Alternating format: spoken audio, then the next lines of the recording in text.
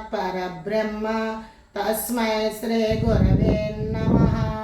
జగద్గురువులైనటువంటి మాతా జైనమ్మాజీ సదా ఉన్నటువంటి శ్రీ శ్రీ శ్రీ శ్రీ శ్రీ రమణి బాబాజీ పాదార విందములకు నమస్కరిస్తూ ఈరోజు దైవప్రసాదిక పఠనమున మనము నిన్నటి రోజు మొన్నటి రోజు విడిచిపెట్టినటువంటి అంశము 148వ పేజీలో వర్ణన అనే భాగాన్ని మరలా ఇప్పుడు చదువుకోవాల్సి ఉన్నది. అంతకు మునుపు చిన్న మనవి మీకు విన్నపం చేస్తున్నాను. నేను దైవప్రసాదిక పఠనం జరిగే ముందు షట్సత్వ సాధన బోధన మనం వివరించుకునేటప్పుడు మొట్టమొదటి ప్రకరణ అయినటువంటి ప్రాణాయామాన్ని మనం ముచ్చటించుకోకుండానే దాన్ని తెలుసుకోకుండానే ప్రణవధారణలోకి చెప్పుకోవడం జరిగిపోయింది. ఇప్పుడు బాబాజీ చెప్పినటువంటి షట్సత్వ సాధనలో మొదటి ప్రకరణమైనటువంటి ప్రాణాయామాన్ని మనందరం చదువుకుందాము, మనలో ఒక్కసారి మననం చేసుకుందాము అనే భావంతో ఈ ప్రాణాయామాన్ని విశదంగా తెలుసుకుందాము అనేదే నా ఆకాంక్ష. ప్రాణాయామాన్ని బాబాజీ సుఖ ప్రాణాయామంగా చెప్పారు. సుఖ ప్రాణాయామం అంటే సులువుగా ప్రాణాయామం చేసుకోవచ్చు. యోగా మాస్టర్లు కుంభకాలు కూడా చెప్తారు. బాబా అది అతి సున్నితంగా అది ఏ విధి విధానాన్ని పెడితే మనం ఆధ్యాత్మిక ప్రయాణం అత్యంత సులభం అవుతుందో అవన్నీ బాబాజీ అతి అవలీలగా మనకి వచ్చేటట్టుగా చేసి సులభమైన మార్గంగా చేసి మనకు అందించినారు. అట్టి గురుదేవుడి పాదపద్మాలకు అనేక వేల నమస్సులను చెల్లిస్తూ అంతకు మునిపే మనకు దైవప్రసాదికి సంబంధిత గ్రంథాలలో బాబాజీ చెప్పిన ప్రాణాయామం యొక్క విధి విధానాలను చిత్రపటాలను మనం చూసే ఉన్నాము. ఇప్పుడు ఈ ప్రాణాయామము అనగా అర్థము ప్రాణ వ్యాయామము కింద తీసుకోవాలి.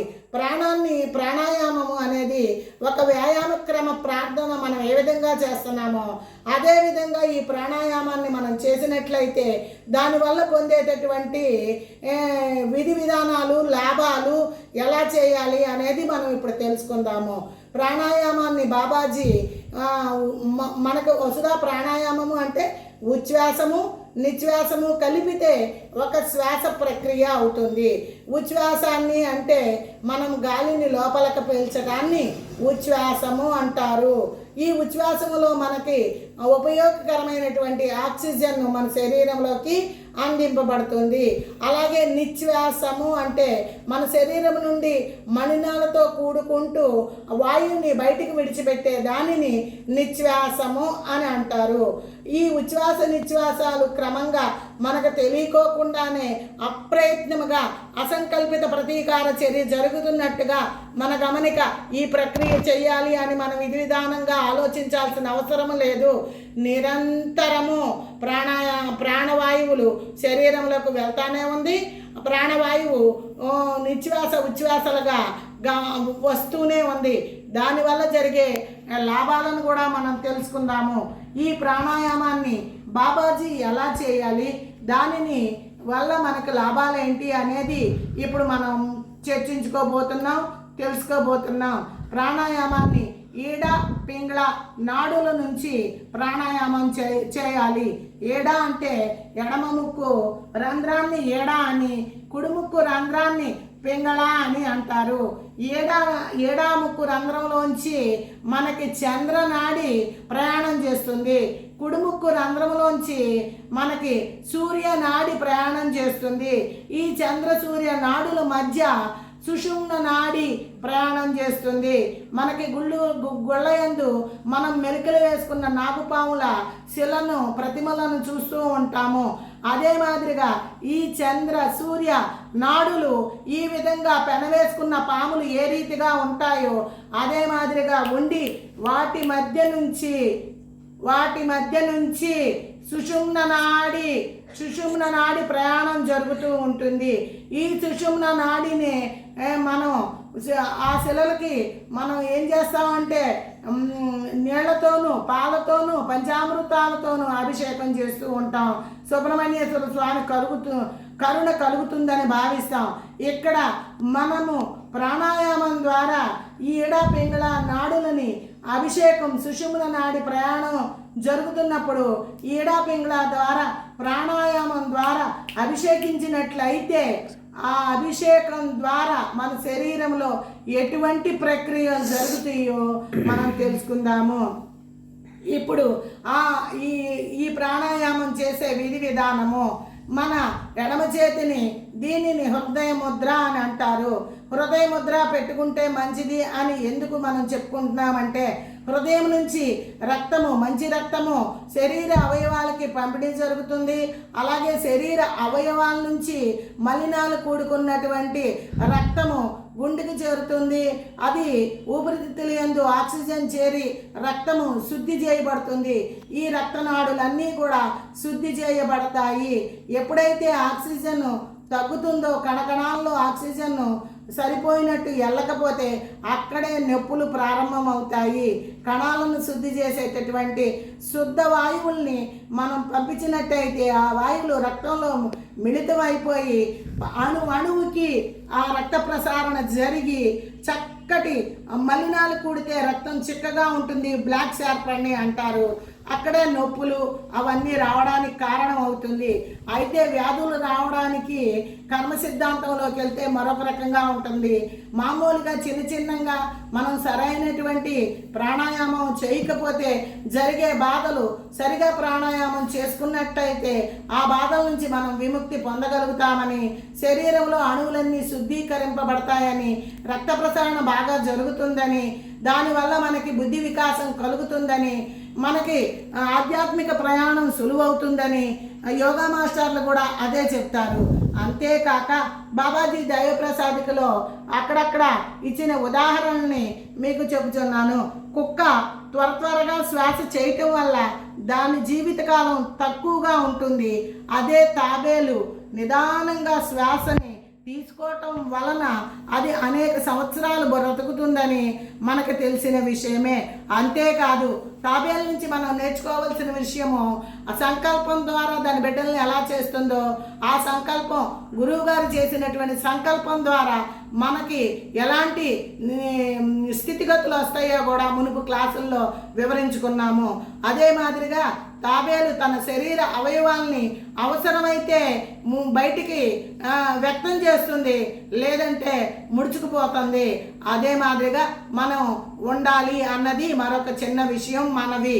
ఇంకా మనం చెప్పుకోబోయే ప్రాణాయామంలో ఈ హృదయముద్రను పెట్టుకొని, నేను మునుపునే క్లాసులో చెప్పాను, ఆకాశతత్వం బటని వేలు, చూపుడు వేలు అగ్నితత్వము, ఆ మధ్యవేలు వాయుతత్వము, ఉంగరపు వేలు పృథ్వీతత్వము, చిటికిన వేలు జలతత్వము. మనం చిన్నపిల్లలుగా చదువుకునే రోజుల్లో ఈ వేలు చూపించి మాస్టర్ని ఏమడిగామో కూడా మనకు గుర్తుంది. ఇలా పాంచభౌతికమైనటువంటి ఈ వేళల్లో ఆ నాడులు ఇమిడీకృతమై ఎండింగ్ అయిపోయి ఉంటాయి, ఆఖరి అయ్యి ఉంటాయి.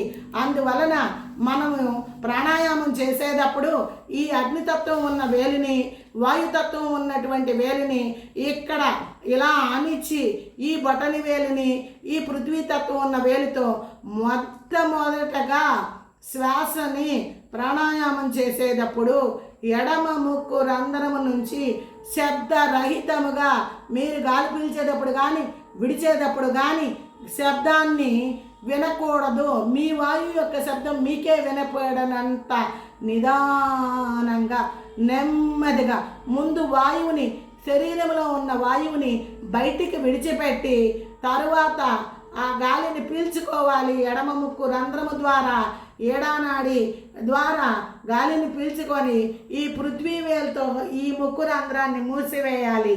ఇలా మూసివేసి కుడి ముక్కు రంధ్రము ద్వారా మనము ఎడముక్కు రంధ్రం ద్వారా పీల్చిన గాలిని కుడి ముక్కు రంధ్రము ఈ పింగళా నాడి ద్వారా బయటికి విడిచిపెట్టాలి.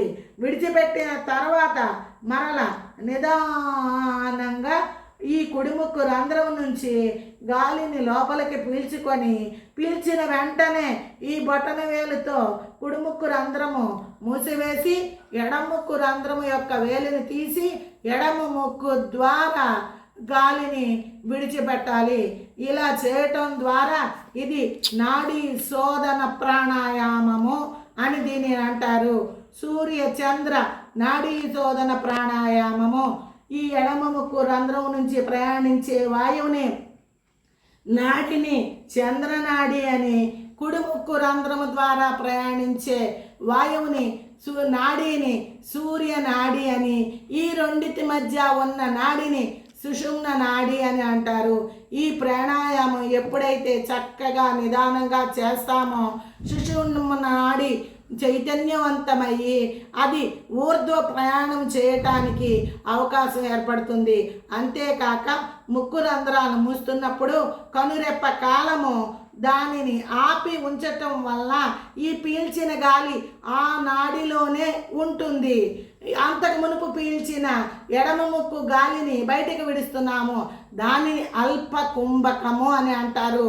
ఆ అల్ప కుంభకము ఎందుకు చేస్తున్నాము అని అంటే అది ఆ నాడుల్లోకి, అవయవాల్లోకి, కణాలలోకి, అణువులలోకి వెళ్ళినప్పుడు అందున్నటువంటి మలినాలని స్వీకరించి మరల బహిర్గతం కావడానికి అంత స్వల్ప వ్యవధిలో ఉంటుంది. చాలామంది కుంభకం కపాలభాతి చేయండి తొందరగా అది మన బాబాజీ చెప్పలేదు. సూక్ష్మంలో మోక్షం, అతి సునాయాస ప్రాణాయామం, సుఖ ప్రాణాయామం, సూర్యచంద్ర భేద నాడీ ప్రాణాయామం, ఈడాపింగ్ల నాడులని ఎలా ఉత్తేజపరచాలో అంతటి జ్ఞానాన్ని అందించిన ఆ మహా గురుదేవుల పాదాలకు అనేక వేల నమస్సులను చెల్లిస్తూ ఎటువంటి కష్టము లేకుండా ప్రాణాయామాన్ని మనం చేస్తే లోపల శరీరంలో ఉన్న అవయవాలన్నీ శుద్ధి జరగబడతాయి. దానికి చిన్న ఉదాహరణ చెప్తున్నాను, నన్ను మన్నించాలి. ఎగిరెగిరి దంచిన అదే కూలి, ఎగరకుండా దంచిన అదే కూలి. వ్యాయామంతో పడి అభ్యాసాలు చేసి బోల్డ్ యోగా ఆసనాలు వేసో లేకపోతే వ్యాయామాలు చేస్తారు. అది ఎంతటి ఫలితాన్ని ఇస్తుందో. ఇలా సుఖ ఆసనం కూర్చొని ప్రశాంత చిత్తంతో ప్రాణాయామం చేస్తే అంతకు కోటి రెట్లు అటువంటి శరీర అవయవాలు శుద్ధిపడతాయి. దానిని మీరు గ్రహింపు చేస్తే, దానిని మీరు ప్రయత్నపూర్వకంగా అనుభవిస్తే మీకు ఆ వివరణ మీ హృదయానికి తెలుస్తుంది, మీ మనసుకి బుద్ధికి తెలుస్తుంది. అంతేకాక గంగిగోవు పాలు గరిటెడు చాలు, కడవడేమి కరము పాలు అన్నట్లుగా పడి ప్రాణాయామాలలో ఉన్నటువంటి కుంభక ప్రాణాయామాలు అవి ఏమీ కాకోకుండా బాబాజీ మనందరికీ వయస్సు పెద్దదైనా చిన్నదైనా సులభ మార్గాలను ఇచ్చి సూక్ష్మంలో మోక్షం పొందమని మనకు చెప్పి ఉన్నారు. అంతేగాక భతిరికా ప్రాణాయామం, తర్వాత ఉత్తి చంద్రనాడి ప్రాణాయామం, ఒక్క సూర్యనాడి ప్రాణాయామం, మరి ఇంకా సహస్రార స్థితికి వెళ్ళేటటువంటి భ్రమరీ ప్రాణాయామం, అమృతాసనంలో చేసేటటువంటి భసిరికా ప్రాణాయామం, ఇలా ప్రాణాయామాలు ఉన్నాయి. ప్రతి ప్రాణాయామం కూడా యోగ్యతలే, ఒకదాన్ని మించి ఒకటి మన శరీరంలో అణువుల్ని శుద్ధి చేయగలుగుతుంది. కానీ మనం సుఖంగా చేసే ప్రాణాయామం బాబా గారు ఇచ్చారు, దాన్నే మనం అనుసరిద్దాము. అంతేకాక చక్కటి జ్ఞానసిద్ధిని బాబా ఇచ్చినటువంటి మార్గంలో నడిచి మనందరము పొందాలి అన్నదే నా అభిలాష.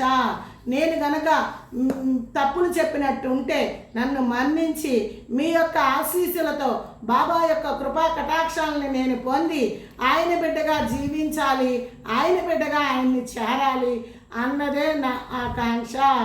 ఓం జై శాంతి, విజయ శాంతి, दिव्य शांति।